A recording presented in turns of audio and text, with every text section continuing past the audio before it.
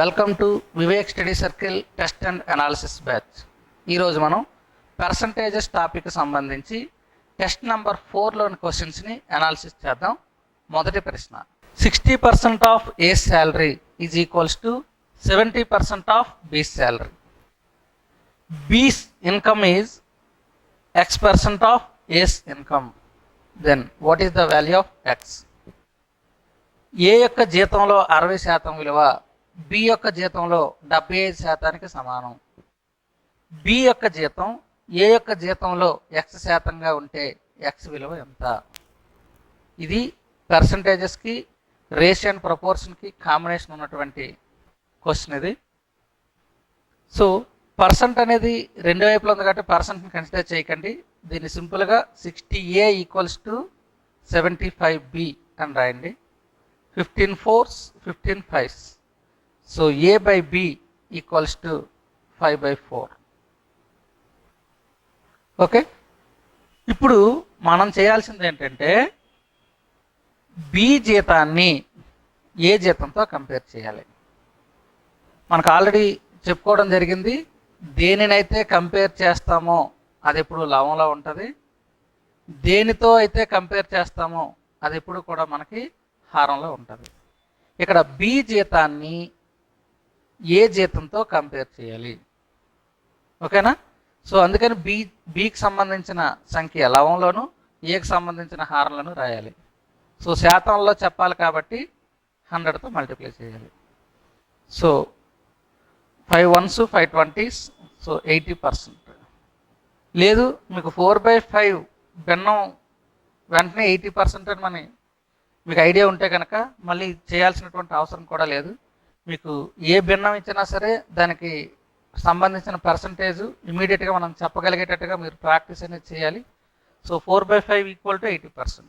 So here the right answer is 80%. Question, A man gave 20% of his income to his elder son and 30% of remaining income given to his younger son and 10% of remaining income donate to the trust, and finally he have 10,080 rupees.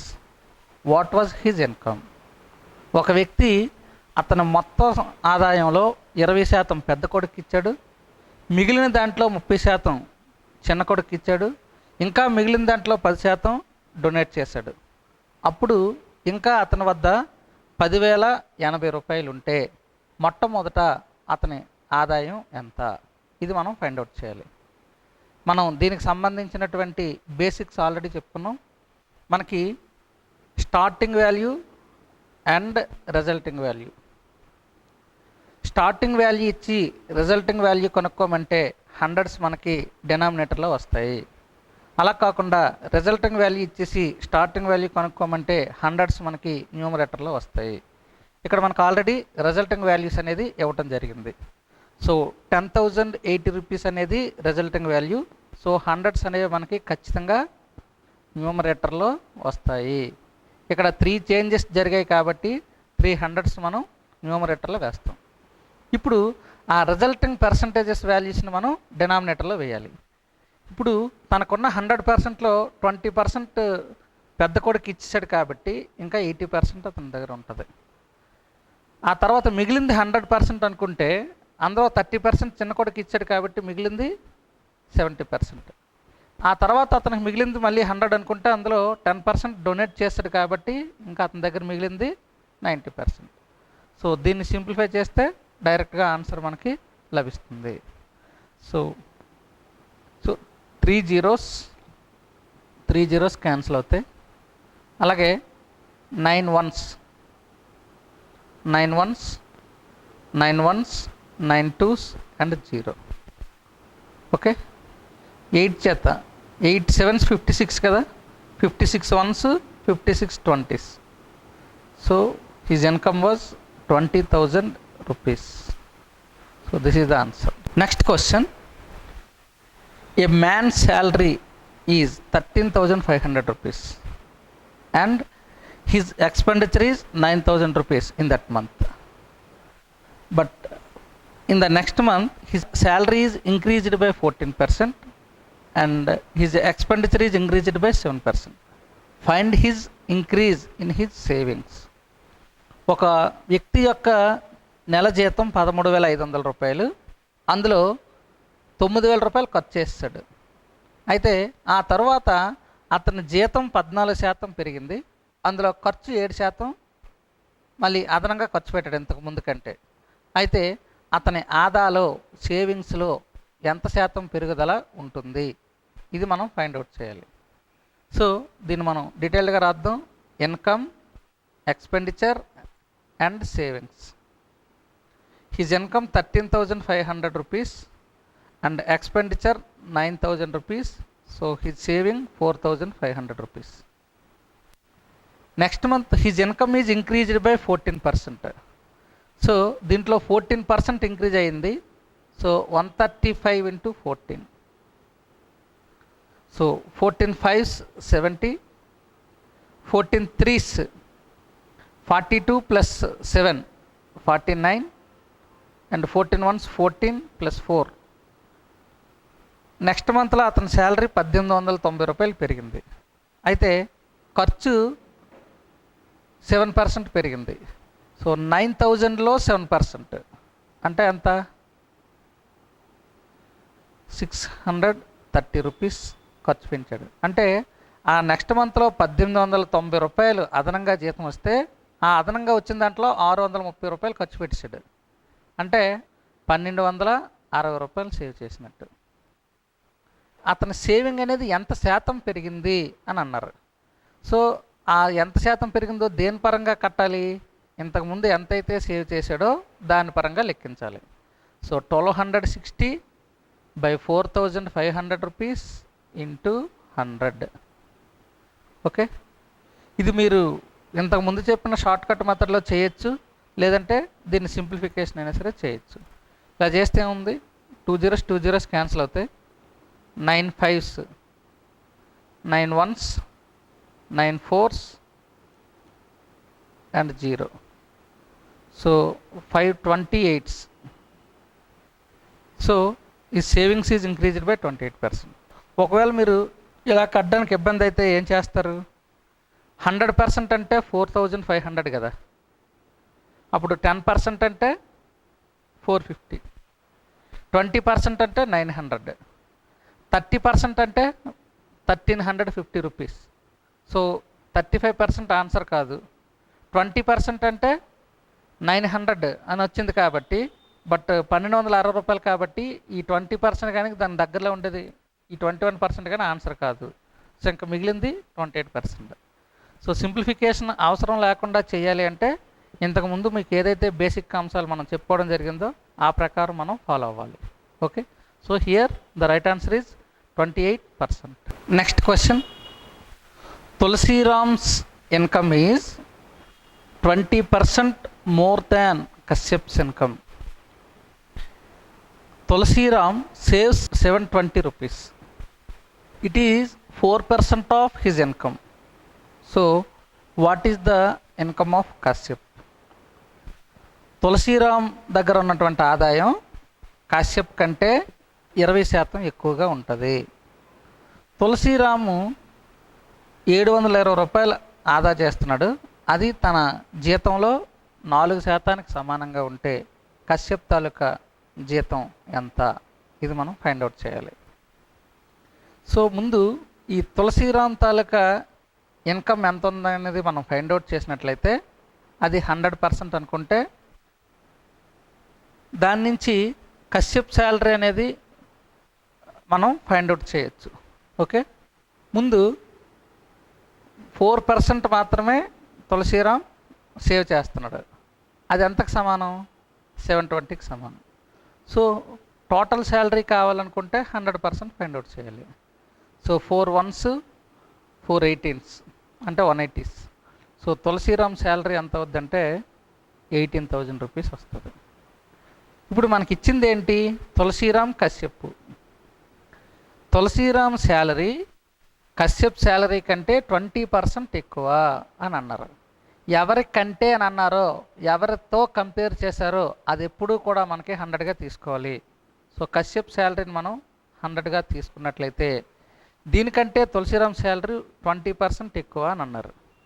So ఇది 120 అవుతుంది. ఓకేనా? So దీన్ని simplify చేస్తే 6:5 అని వస్తుంది. 6 parts అనేది 18,000 అయితే 5 parts అనేది ఎంత?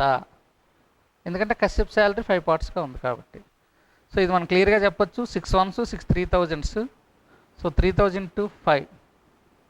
So the salary of Kashyap is 15,000 rupees అని మనం చెప్పొచ్చు. Next question, Praveen has twice as much money as Nani.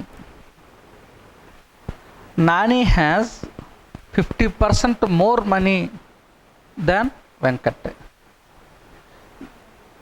Average money of these three members is 110 rupees. So how much money Praveen has అనేది మనం find out చేయాలి. ప్రవీణ్కి నాని వద్ద ఉన్న డబ్బుకి రెట్టింపు ఉంది. నాని వద్ద వెంకట్ ఉన్నదానికంటే 50% ఎక్కువ ఉంది. వాళ్ళ ముగ్గురు దగ్గర యావరేజ్గా 110 రూపీస్ ఉన్నట్లయితే ప్రవీణ్ దగ్గర ఎంత మొత్తం ఉన్నట్టు? ఈ క్వశ్చన్ అనేది averages, ratio and proportion and percentages, ఈ 3 టాపిక్ల యొక్క కాంబినేషన్. సో ఇటువంటి క్వశ్చన్స్ మనకి ఎగ్జామినేషన్స్లో ఎక్కువగా రావడానికి అవకాశం అనేది ఉంది.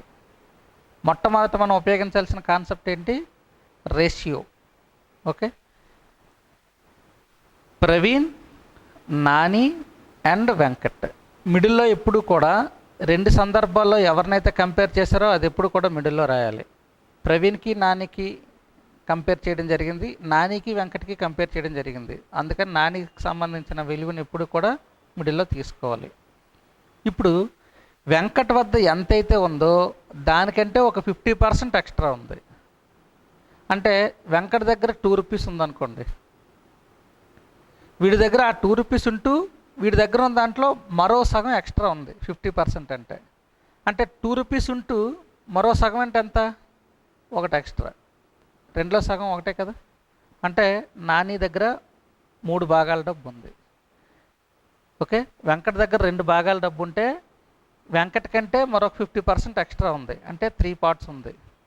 నాని దగ్గర ఎంత ఉందో దానికి రెట్టింపు ప్రవీణ్ దగ్గర ఉంది, అంటే 6 పార్ట్స్ ఉంది. సో వాళ్ళ దగ్గర ఉన్నటువంటి రేషియో 6:3:2. ఇప్పుడు మనం ఎవరి దగ్గర ఉండే మనీ కావాలి? ప్రవీణ్ దగ్గర ఎంత డబ్బు ఉందనేది కావాలి. The answer should multiple of 6. How many options are there? 6 చేత ఎగ్జాక్ట్గా డివైడ్ అవ్వాలి అంటే అది ఖచ్చితంగా సరిసంఖ్య అవ్వాలి. సో ఈ 2 రాంగ్. అది 3 చేత ఖచ్చితంగా తెగాలి. సో ఇది రాంగ్. సో ఇంకొన్న వాటిల్లో 180 రూపీస్ మాత్రమే రైట్ ఆన్సర్. ఇక్కడ మనం డివిజిబిలిటీ లాస్ను ఉపయోగించినట్లయితే మళ్ళీ మనం సింప్లిఫికేషన్ చేయాల్సినటువంటి అవసరం అనేది లేదు. ఒకవేళ ప్రాసెస్ అయితే ఏం చేస్తాం? ముగ్గురు దగ్గర కలిపి ఎన్ని భాగాల డబ్బు ఉంది? 11 పార్ట్స్ ఆఫ్ మనీ ఉంది. సగటు ఎంత అన్నారు? 110. సగటు యావరేజ్ 110 అయినప్పుడు టోటల్ మనీ ఎంత అవుతుంది? 110 × 3 అవుతుంది. ఓకేనా? అప్పుడు 11 పార్ట్స్ 110 × 3 అయితే 6 పార్ట్స్ ఎంత అవుతుంది? 11 1s 11 10s. So 30 × 6 180 rupees.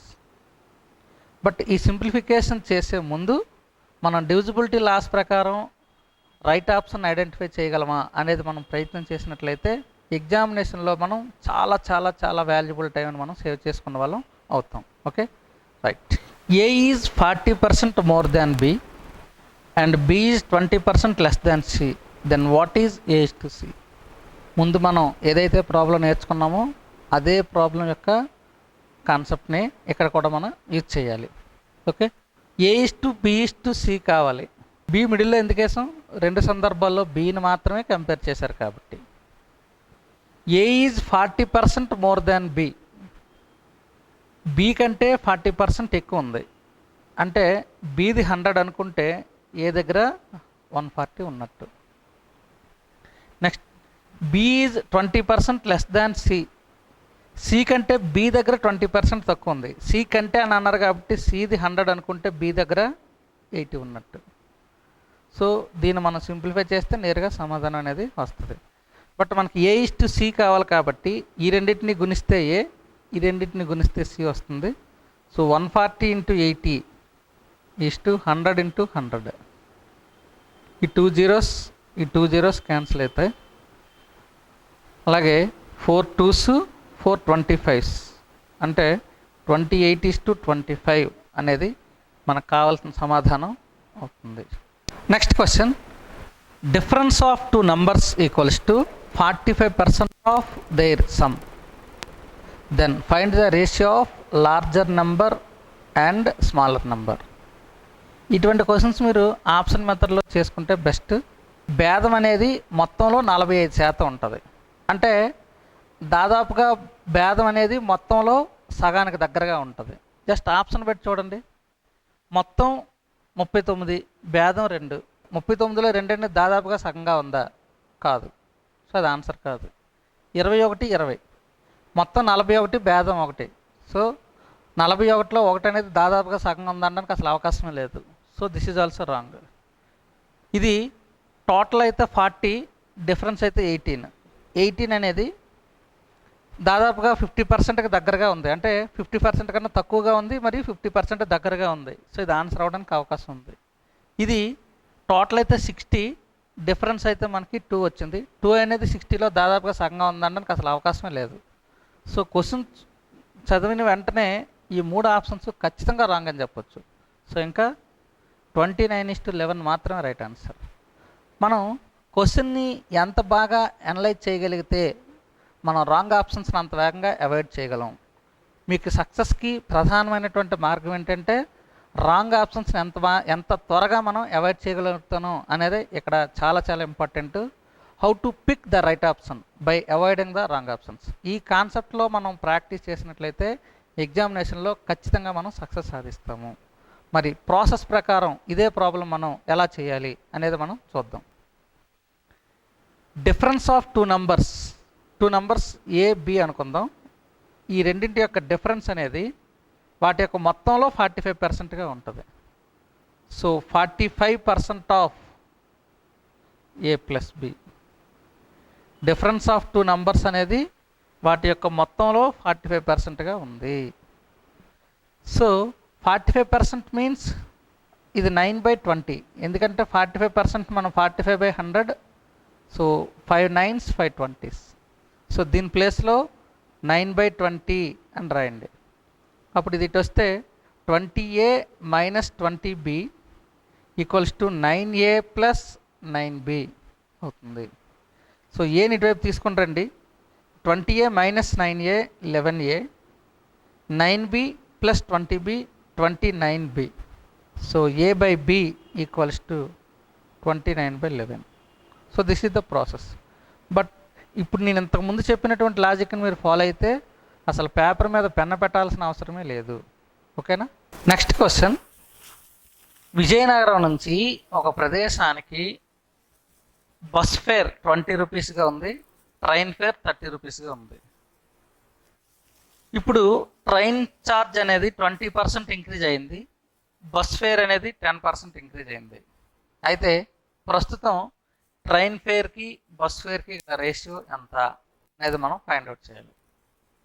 ఈ క్వశ్చన్లో అభ్యర్థిని ఎక్కువగా తికమక చేయడం కోసం ఆర్డర్ అనేది మెయింటైన్ చేయలేదు. ఇక్కడ చూడండి, బస్సు ట్రైన్ ఇచ్చారు, మళ్ళీ ఇక్కడ ట్రైను బస్సు అని అన్నారు, మళ్ళీ ట్రైను బస్సు అని అన్నారు. అంటే ప్రాపర్ ఆర్డర్ మెయింటైన్ చేయకపోవటం వల్ల ఎగ్జామినేషన్లో ఏమాత్రం కంగారుగా ప్రవర్తించినా ఖచ్చితంగా తప్పు చేసే అవకాశం ఉంది. ఆప్షన్ చూడండి, 11:18, 18:11. ఓకే, 5:3, 3:5 ఇచ్చిన ఆప్షన్స్నే మళ్ళీ రివర్స్లో ఇవ్వటం అనేది జరిగింది. అంటే అభ్యర్థిని తికమక పెట్టడమే ఈ క్వశ్చన్ ఇవ్వటంలో ముఖ్యమైనటువంటి ఉద్దేశం. ఇందులో కష్టంతో కూడుకున్నటువంటి కాన్సెప్ట్ అంటే ఏమీ కూడా లేదు. బట్ ఎగ్జామినేషన్లో మోస్ట్ ఆఫ్ ద పీపుల్ తప్పు చేయడానికి అవకాశం అయితే ఖచ్చితంగా ఉంది. ఇటువంటి ప్రశ్నలు మీరు తప్పు చేయకుండా ఉండాలంటే ఫైనల్గా మనకి ఏమి అడిగారు దాని మీద మీరు ఫోకస్ చేయండి. ఇప్పుడు కూడా ఫైనల్గా మనకి ఏమి అడిగారు, ట్రైన్ బస్సు అడిగారు. సో ఖచ్చితంగా ట్రైన్ ఛార్జ్ ముందేయండి 30, బస్సు ఎంత అన్నారు 20. ఓకే, ఇప్పుడు ట్రైన్ ఛార్జీ ఎంత ఇంక్రీజ్ అయింది? 20% ఇంక్రీజ్ అయింది. సో ఇక్కడ మీరు 120 వేయండి. బస్ ఛార్జీ ఎంత ఇంక్రీజ్ అయింది? 10% ఇంక్రీజ్ అయింది. సో ఇక్కడ మీరు 110. యాక్చువల్గా బై 100 వేయాలి, బట్ ఇది నిష్పత్తిలో పర్సెంట్ అనేది రెండు వైపులో ఉంటే పర్సెంట్ మనం కన్సిడర్ చేయాల్సిన పని లేదు. జస్ట్ దీన్ని మనం సింప్లిఫై చేస్తే నేరుగా సమాధానం అనేది లభిస్తుంది. ఇటువంటి క్వశ్చన్స్ కూడా మీరు సాల్వ్ చేయకుండా ఇది ఖచ్చితంగా 11 యొక్క గుణిజం, ఇక్కడ 11 ఉంది, బట్ ఇక్కడ 11 చేత తెగేది ఏమీ లేదు కాబట్టి రైట్ సైడ్ మనకి ఖచ్చితంగా 11 యొక్క మల్టిపుల్ రావాలి. సో మనం సింప్లిఫికేషన్ చేయకుండానే 18:11 ఈజ్ ద రైట్ ఆన్సర్ అని మనం ఇమ్మీడియట్గా చెప్పచ్చు. డివిజిబిలిటీ లాస్ని మీరు ఎంత బాగా అర్థం చేసుకోగలిగితే, ఎంత బాగా ఉపయోగించగలిగితే ఎగ్జామినేషన్లో అంత టైం సేవ్ చేసుకోగలుగుతారు. పర్టికులర్గా అసలు 90% ప్రాబ్లమ్స్కి మీరు సింప్లిఫికేషన్ చేయాల్సిన అవసరం ఉండదు డివిజిబిలిటీ లాస్ మీద మీరు ప్రధానంగా ఫోకస్ పెట్టినట్లయితే. ఓకే, ఇది మీరు సింప్లిఫై చేయండి. 2 zeros క్యాన్సిల్ అవుతాయి, 2 1s 2 6s. So 18:11. But simplify చేయాల్సిన అవసరం లేకుండానే మనం సమాధానం గుర్తించాలంటే డివిజిబిలిటీ లాస్ అనేది మనం ప్రభావవంతంగా ఉపయోగించగలగాలి. Okay, next question. In what ratio 25% of hydrochloric acid be mixed with 60% of hydrochloric acid to get 40% of hydrochloric acid?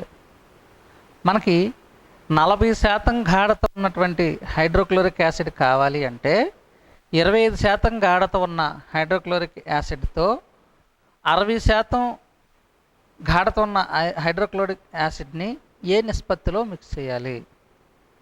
So very simplest method is allegation. Just మనకి 25% 60% మిక్స్ చేయాలి, మనకి ఫైనల్గా 40% రావాలి.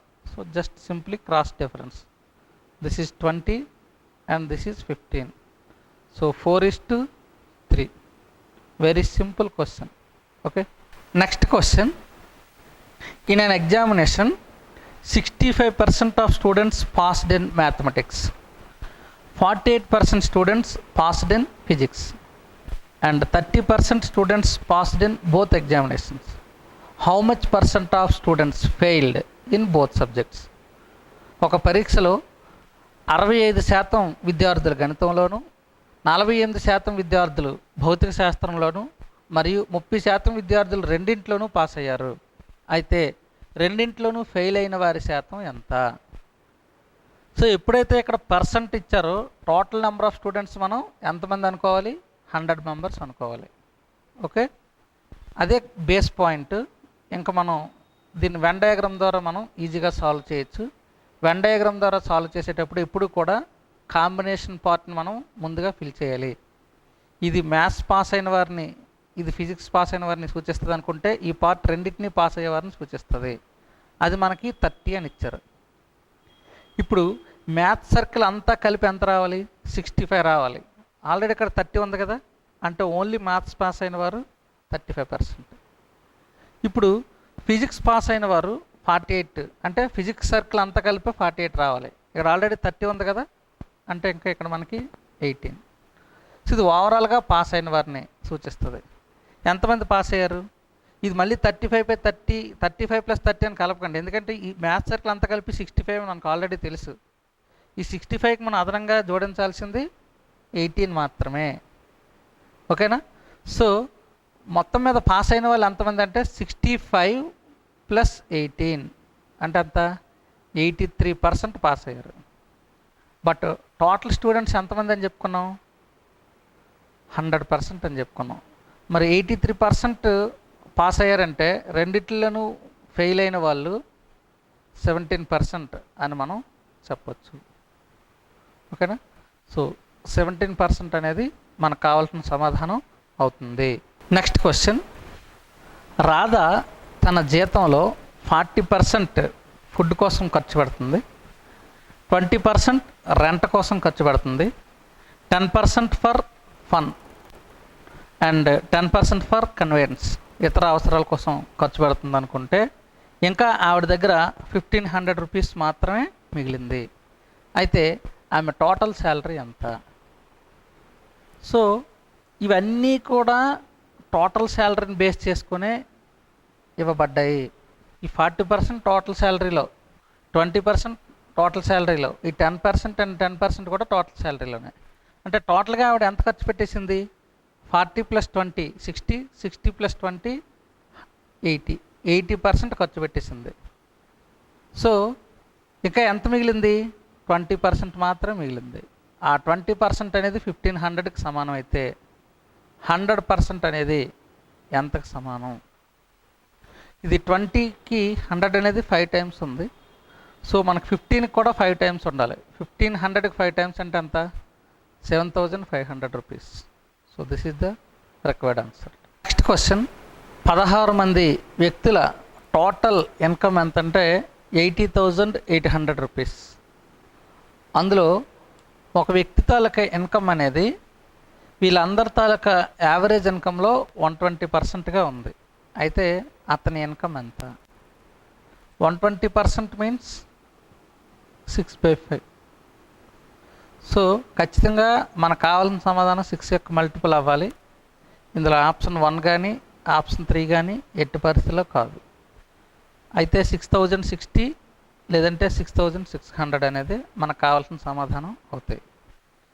సో ఇంకా పర్టికులర్గా ఆప్షన్ అనేది మనం గుర్తించలేం కాబట్టి మనకు కొంత ప్రాసెస్ అనేది చేయాల్సిందే. ఇక్కడ టోటల్ ఇన్కమ్ అనేది 80,800. అప్పుడు యావరేజ్ ఇన్కమ్ ఎంత అవుతుంది? 16. దీంట్లో ఒక వ్యక్తి ఇన్కమ్ ఎంత అవుతుంది? దీంట్లో 6/5 పార్ట్ అవుతుంది. ఓకేనా? 16 5 ఎంత? 80. 81s 80 0, మళ్ళీ 81s 80 0. 81s 80 అని పెట్టి మధ్యలో 0 పెట్టడం మానేకండి. ఇక్కడ ఖచ్చితంగా మనం 0 పెట్టాలి. ఎందుకంటే 1000s 80,000 అవుతుంది కాబట్టి. ఓకే, దీన్ని మనం 6 చేత మల్టిప్లై చేసినట్లయితే 6060 అనేది మనకు కావాల్సిన సమాధానం అవుతుంది. Next very very fundamental question. Ram తన శాలరీలో 14% సేవ్ చేస్తున్నాడు. శ్యామ్ తన శాలరీలో 22% సేవ్ చేస్తున్నాడు. Both have same salary. ఇద్దరికి సమానంగా జీతం అనేది లభిస్తుంది. అయితే శ్యామ్ సేవింగ్ అనేది 1540 రూపీస్ అయితే రామ్ తాలూకా సేవింగ్ ఎంత? Very simple question. 22% అనేది 1540 అయితే 14% అనేది ఎంత? సో దీన్ని సింప్లిఫై చేసే ముందు 14 చేత మనకి ఇవ్వబడిన సంఖ్య నిశ్శేషంగా భాగించబడాలి. 14 చేత అంటే 7 చేత భాగించబడే సంఖ్య అయినా సరే మనం తీసుకున్నా సరిపోతుంది. సో ఇందులో 7 చేత ఎగ్జాక్ట్గా డివైడ్ అయ్యేది మనకి క్లియర్గా 14 7s 980 కాబట్టి ఇంకా అదొకటే మనకి ఆన్సర్ కింద ఉన్నది. కాబట్టి మిగతా ఏవి 14 చేత డివైడ్ అవ్వవు కాబట్టి ఆప్షన్ 2 మాత్రం రైట్ ఆన్సర్ అని మనం క్లియర్గా చెప్పొచ్చు. ఓకే, సో డివిజిబిలిటీ మనం లాస్ను ఉపయోగించడం వల్ల అదే మనకు బెనిఫిట్. చాలా వరకు సింప్లిఫికేషన్స్ మనం చేయాల్సిన అవసరం అనేది ఉండదు. ఒకవేళ మనం ప్రాసెస్ ప్రకారం చేయాల్సి వచ్చినా సరే 22 1s 22 70s. సో ఈ రెండింటిని మల్టిప్లై చేసినట్లయితే 980 అని మనకి లభిస్తుంది. ఓకే, నెక్స్ట్ కాన్సెప్ట్ కూడా మనకి పర్సంటేజెస్కి ఎలిగేషన్కి కాంబినేషన్తో ఇచ్చినటువంటి ప్రాబ్లం. ఒక సంస్థలో మేల్స్ తాలూకా యావరేజ్ శాలరీ 5200 రూపీస్, ఫిమేల్స్ తాలూకా యావరేజ్ శాలరీ 4200 రూపీస్. ఓవరాల్గా టోటల్ ఎంప్లాయీస్ తాలూకా యావరేజ్ శాలరీ 5000 రూపీస్. అయితే ఆ సంస్థలో మొత్తం ఎంప్లాయీస్లో ఫిమేల్స్ తాలూకా పర్సెంట్ ఎంత? ఇది మనం ఫైండ్ అవుట్ చేయాలి. సో మేల్స్ అండ్ ఫిమేల్స్, వీళ్ళది 5200 రూపీస్, వీళ్ళది 4200 రూపీస్, యావరేజ్గా 5000. ఎలిగేషన్ చేసేటప్పుడు అన్నిటిలోనూ 2 zeros కామన్గా ఉన్నాయి కాబట్టి వాటిని క్యాన్సిల్ చేసేయండి. ఓకే, 52లోంచి 50 తీసిస్తే 2 అండ్ ఈ రెండింటికి మధ్య డిఫరెన్స్ మనకి 8. సో టోటల్ ఎంప్లాయీస్ ఎంతమంది? 10 parts. అందులో ఫిమేల్స్ ఎంతమంది? 2. సో 10లో 2 అంటే ఎంత పర్సెంట్? 20%. ఇమీడియట్గా చెప్పచ్చు. లేదా 2/10 × 100 మనకి 20% అనే వస్తుంది. So here 20% is the right answer. ఇక్కడ మనకి ప్రాబ్లం ఎక్కడ తప్పుగా చేసే అవకాశం ఉంది? 2/8 ఇంటూ 100 అని చేసే అవకాశం కూడా ఉంది. సో 2/8 అని చేస్తే మనకి 25% అని వస్తుంది. సో మొత్తం ఉద్యోగుల్లో ఆడవారి శాతం అని అన్నారు కాబట్టి ఆడవారిని మొత్తం ఎంప్లాయీస్తో కంపేర్ చేయాలి. సో 2/10 ఇంటూ 100 అని మనం వేయటం మర్చిపోకూడదు. Okay, next question. ఒక కాలేజీలో బాయ్స్ అండ్ గర్ల్స్ రేషియో 3:2గా ఉంది. అందులో 20% of boys and 25% of girls పెద్దవాళ్ళు. అయితే ఆ కాలేజీలో చిల్డ్రన్ యొక్క పర్సంటేజ్ ఎంత, పిల్లల యొక్క శాతం ఎంత? ఇది మనం వేగంగా చేయటం కోసం ఏం చేద్దామంటే, ఫైనల్గా ఇది తప్పించుకోవడం కోసం ఇది 3:2 కదా, మొత్తం boys 3 parts and girls 2 parts. అంటే వీళ్ళు 60 వీళ్ళు 40 అనుకుందాం. ఇప్పుడు మొత్తంగా కళాశాలలో 100 మంది ఉన్నారు అనుకున్నట్లయితే వీళ్ళు 60 వీళ్ళు 40 అవుతారు. ఇందులో 20% బాయ్స్ పెద్దవాళ్ళు. 20% అంటే ఎంత? 60లో 20% అంటే 12, అంతేనా? సో 12% పెద్దవాళ్ళు అంటే ఆ 12 తీసేసినట్లయితే చిన్నపిల్లలు ఎంతమంది? 48. అలాగే గర్ల్స్లో 25% పెద్దవాళ్ళు అంటే 4వ వంతు, అంటే 10 మంది పెద్దవాళ్ళు. అంటే చిన్నపిల్లలు ఎంతమంది? 30 మంది. అంటే ఓవరాల్గా పిల్లలు ఎంతమంది అవుతారు? 48 + 30 అంటే 78%. సో ముందుగా 100 అనుకోవడం వల్ల ఇక్కడ మరోసారి సింప్లిఫికేషన్ చేయాల్సిన అవసరం లేదు. నేరుగా 78% అనేది మనకు కావాల్సిన సమాధానంగా గుర్తించవచ్చు. Okay, next question. The cost of sugar is increased by 20%. చక్కెర యొక్క ధర 20% పెరిగింది, కానీ ఆ పెరిగిన ధరకు అనుగుణంగా చెల్లించడానికి వినియోగదారుడు అంగీకరించలేదు. ఆటోమేటిక్గా తన యొక్క వినియోగం అనేది తగ్గిపోద్ది. సో ఆ తగ్గిన వినియోగానికి అసలు వినియోగానికి గల నిష్పత్తి ఎంత, ఇది మనం ఫైండ్ అవుట్ చేయాలి.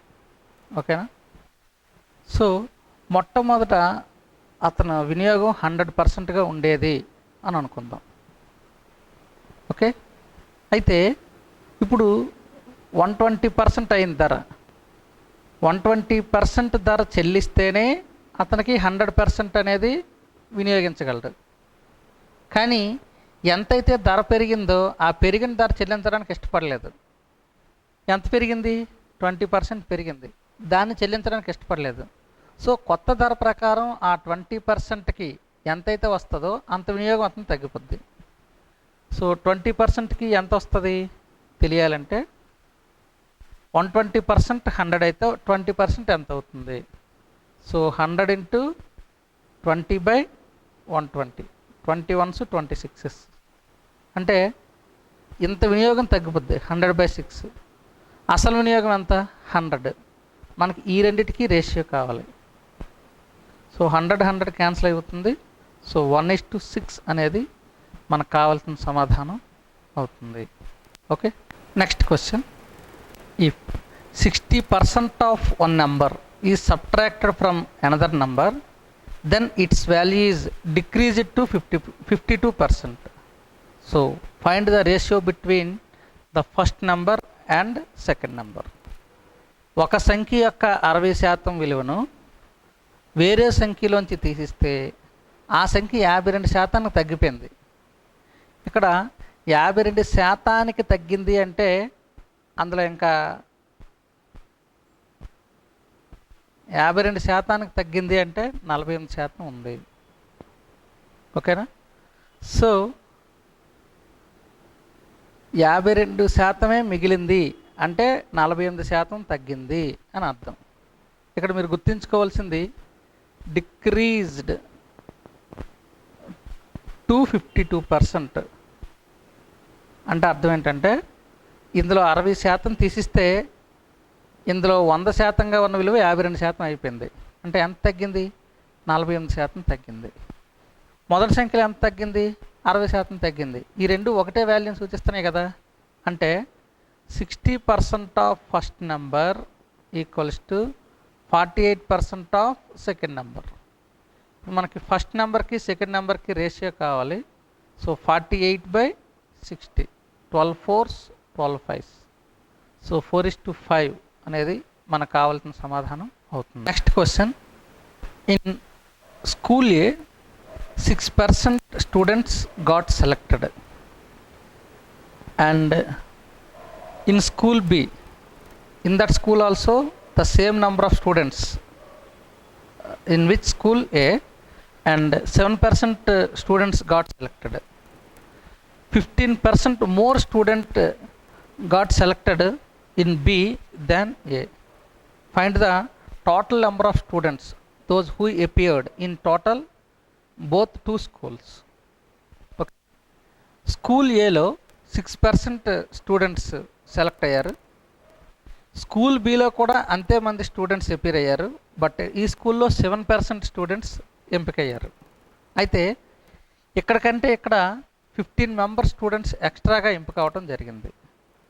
అయితే ఈ రెండు స్కూల్లో కలిపి మొత్తం ఎంతమంది స్టూడెంట్స్ అపీర్ అయ్యారు, ఇది క్వశ్చన్. ఈ రెండింటికి డిఫరెన్స్ ఎంత? 1%. ఆ 1% ఎంత సూచిస్తుంది? 15 మెంబర్స్ని సూచిస్తుంది. మరి 100% అంటే ఎంత? 1500. సో ఒక్కో స్కూల్ నుంచి 1500 చొప్పున ఎంపిక కాబడ్డారు. సో రెండు స్కూళ్ళు కలిపి ఎంతమంది ఎంపిక కాబడ్డారు అంటే 3000. సో 3000 అనేది మనకు కావాల్సిన సమాధానం అవుతుంది. Next question, A litre of pure alcohol is added to 6 liters of 30% alcohol solution. Find the percent of water in the solution.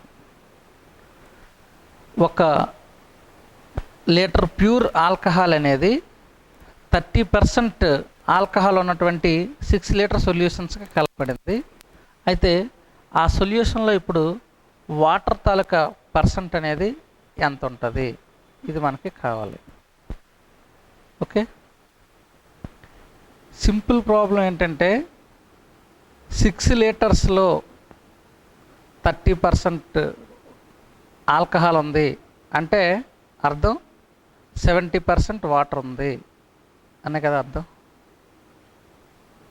6 లీటర్స్గా తీసుకునేటప్పుడు 70% వాటర్ ఉంది.